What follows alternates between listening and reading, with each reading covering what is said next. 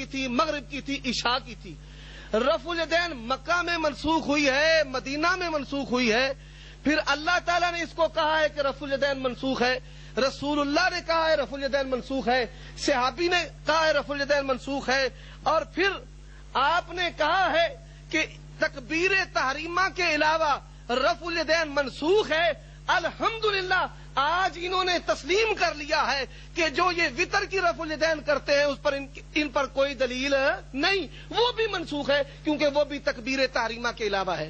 اور تکبیرات کی جو عیدین کی تکبیرات کی رفع الیدین ہے اس کا استثناء اور اس کی دلیل بھی انہوں نے پیش کرنی ہے، وگرنہ جو انہوں نے دعویٰ لکھا ہے اس دعویٰ کے مطابق وطر والی رفع الیدین بھی منسوخ ہے اور تکبیرات عیدین کی جو رفع الیدین ہے وہ بھی منسوخ ہے۔ اور پھر یہ مقلد ہیں، حنفی مقلد، اور انہوں نے لکھا بھی ہے حنفی بریلوی، ان کو چاہیے کہ اپنا دعوی نسخ جو ہے وہ امام ابو حنیفہ سے ثابت کریں کہ امام ابو حنیفہ نے کہا ہے کہ رفع الیدین منسوخ ہے، محمد بن حسن شیبانی نے کہا ہے رفع الیدین منسوخ ہے، قاضی ابو یوسف نے کہا ہے رفع الیدین منسوخ ہے، امام ظفر نے کہا ہے رفع الیدین منسوخ ہے، حسن بن زیاد لؤلؤی نے کہا ہے کہ رفع الیدین منسوخ ہے۔ یہ جو 5 امام ہیں احناف کے اور آپ کو نسبت احناف سے ہے تو چاہیے آج آپ کو اس مجلس میں امام ابو حنیفہ کا کوئی قول پیش کریں، فقہ حنفی سے عبارت پیش کریں آپ امام صاحب کے شاگردوں کی کہ رفع الیدین منسوخ ہو گئی ہے۔ پھر اس کے بعد یہ احمد رضا خان بریلوی صاحب کا میں آپ کو حوالہ پیش کرتا ہوں، کہتے ہیں علماء کرام کا اجماع ہے کہ آدمی جس بات کی سند متصل نہ رکھتا ہو اس کا نقل کرنا اسے حلال نہیں۔ آپ نے جو شروع میں قرآن مجید کی تفسیر پیش کی ہے اس کی سند پیش کریں، بغیر سند کے آپ نے بھرتی تو کی ہے لیکن اس کی سند پیش نہیں کی، اس کی سند پیش کریں۔ اور دوسرے نمبر پر جو انہوں نے ایک بات کہی ہے غور فرمائیں، ام رومان کی روایت بھی پیش کی، اس کی سند انہوں نے نہیں پڑھی اور کہا یہود کی حرکت کی طرح، نعوذ باللہ استغفر اللہ، اللہ کے پیغمبر صلی اللہ علیہ وآلہ وسلم کا رفع الیدین کرنا آپ نے بھی تسلیم کیا ہے، کیا رسول اللہ صلی اللہ علیہ وسلم کا رفع الیدین کرنا یہود کی حرکت کی طرح تھا؟ نعوذ باللہ، آپ کے یہ الفاظ ہیں یہود کی حرکت کی طرح۔ مولانا ذرا غور تو فرمائیں کس پر بات جا رہی ہے؟ اللہ کے پاک پیغمبر وما رمیت اذ رمیت ولکن اللہ رما، یہ وہ ہاتھ ہیں اللہ کے پیغمبر محمد رسول اللہ صلی اللہ علیہ وسلم کے، اور آپ کہہ رہے ہیں یہود کی حرکت کی طرح۔ اور پھر اس کے بعد قواعد نسخ جو ہیں میں نے شروع میں مطالبہ کیا ہے، آپ نے قواعد نسخ بھی بیان کرنے ہیں اور اس کے بعد شرائط نسخ بھی بیان کرنی ہے۔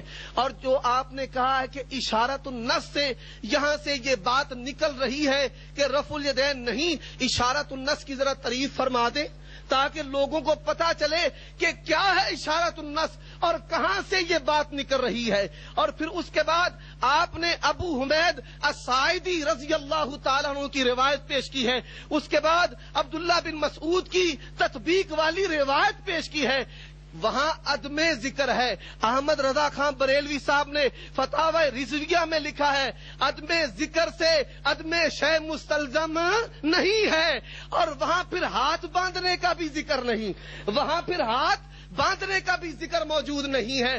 اللہ کے پیغمبر صلی اللہ علیہ وآلہ وسلم کی کیا ساری نماز آپ ایک حدیث میں دکھا سکتے ہیں؟ اگر اللہ کے پیغمبر کی ساری نماز تکبیر تحریمہ سے لے کر سلام تک، حرکات بھی، تکبیرات بھی، تلاوت بھی، تسبیح بھی اگر ایک حدیث میں دکھا دیں، اللہ کی قسم شکست لے کر دے دوں گا۔ لوگوں کو دھوکہ کیوں دیتے ہیں؟ پھر برا بن عازب رضی اللہ تعالیٰ عنہ کی جو انہوں نے روایت پیش کی ہے، جی برا بن عازب رضی اللہ تعالیٰ عنہ کی روایت پیش کی ہے، یہ تسلیم کر لیا ہے کہ لا یعود کی صحت میں راویوں کا اختلاف ہے۔ لا یعود کے کلمے کے متعلق انہوں نے یہ بات خود ارشاد فرما دی ہے۔ تو میرے بھائی جو بیمار چیز ہے اس کو آپ کس طرح نسخ کی دلیل بنا سکتے ہیں؟ یہ نصب الرایا میں ہے، وَالضَّعِیفُ لَا يَنسِخُ الْقَوِیَّ، جو ضعیف ہے وہ قوی کو نسخ کر سکتا نہیں. میری دلیل بخاری ہے، وہ بخاری جس کے متعلق آپ نے لکھا ہے یہ نبی کی کتاب ہے، اور نبی کی کتاب اہل حدیثوں کے ساتھ، صحیح دلائل اہل حدیثوں کے ساتھ.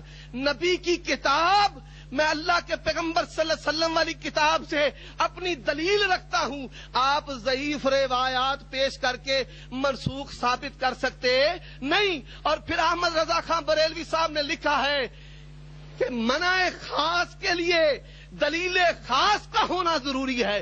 ایک روایت ایسی پیش کر دے رسول اللہ صلی اللہ علیہ وآلہ وسلم نے فرمایا ہو رکوع والا رفع دین چھوڑ دو.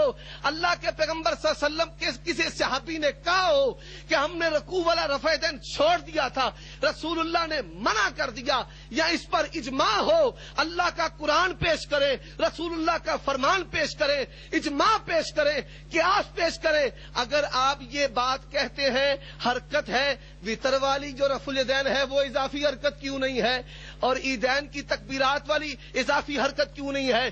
عبداللہ بن مسعود رضی اللہ تعالیٰ عنہ کی جو روایت آپ نے جامع ترمذی سنن ابی داؤد کے حوالے سے پیش کی ہے اس میں سفیان مدلس ہے. طبقات المدلسین ابن حجر کا اٹھائیے، یہ مدلس ہے، اور مدلس جب ان روایت بیان کرتا ہے، ان سے بیان کرتا ہے، اس کی روایت ضعیف ہوتی ہے. یہ آپ کے محدث صوفی عباس رضوی صاحب کہتے ہیں مدلس کا انانا بالاتفاق مردود ہے. فتاوی رضویہ میں لکھا ہوا ہے مدلس کا انانا مردود ہے. آپ کہتے ہیں ترمذی نے اس کو حسن کہا ہے. احمد رضا خان بریلوی صاحب کہتے ہیں ترمذی حسن کہنے میں متسائل ہے. اور جس روایت کو احمد بن حنبل ضعیف کہیں، احمد بن حنبل کی تضعیف کے مقابلہ میں ترمذی کا حسن نہیں چلتا. احمد کی تضعیف کے مقابلے میں ترمذی کا حسن نہیں چلتا. التلخیص الحبیر میں یہ موجود ہے. امام احمد بن حنبل نے عبداللہ بن مسعود کی روایت کو ضعیف قرار دیا ہے. اور بازام جو آپ نے یہ انشاءاللہ جب سند پیش کریں گے، اور تساہل ترمذی یہ آپ کی کتاب ہے احکام شریعت، اس میں احمد رضا خان بریلوی صاحب کہتے ہیں کہ ترمذی جو ہے یہ متساہل ہے، حسن کہنے میں متساہل ہے. میرے بھائی آپ سے یہ میری گزارش ہے، آپ سے یہ میری گزارش ہے، سند صحیح ہو.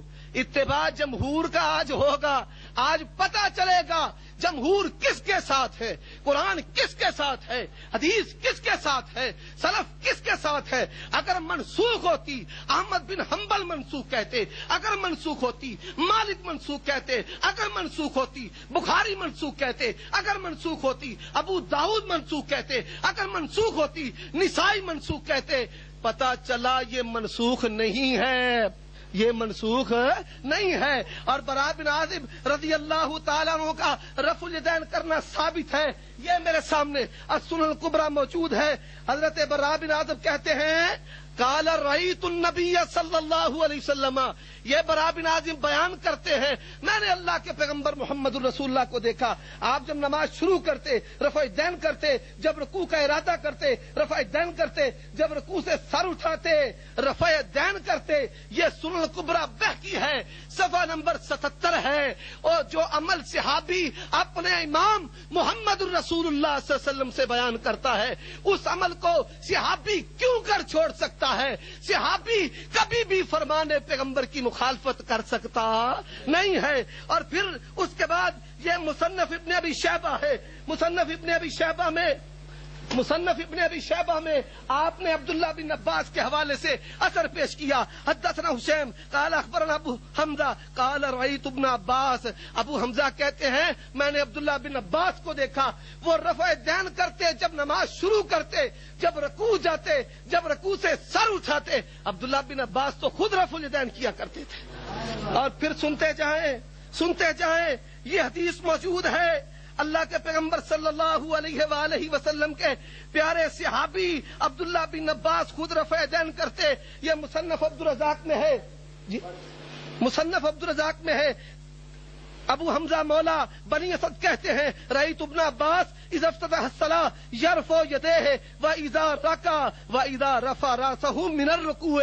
عبداللہ بن عباس نماز شروع کرتے بھی رفع دین کرتے, رکوع جاتے بھی رفع دین کرتے, رکوع سے سر اٹھاتے بھی رفع دین کرتے. ثابت یہ ہوا. سنیں پھر ابن ابی شیبہ کی پوری سند. حدثنا حشیم قال اخبرنا ابو حمزہ قال رأیت ابن عباس, میں نے عبداللہ بن عباس کو دیکھا نماز شروع کرتے رفع دین کرتے, رکوع جاتے رفع دین کرتے.